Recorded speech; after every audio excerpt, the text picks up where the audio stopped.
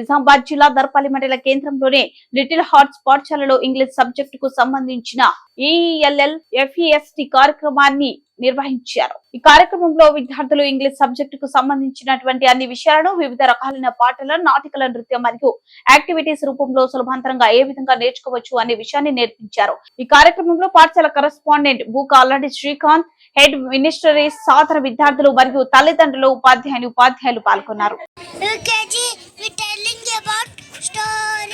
Story name is The Lion and the Mouse. This is a lion. This is a mouse. They are hunters.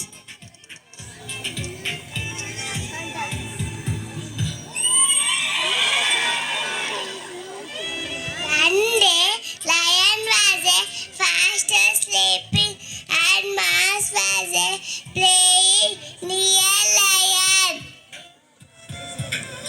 Suddenly, lion woke up. He was angry. Why don't you wake me up?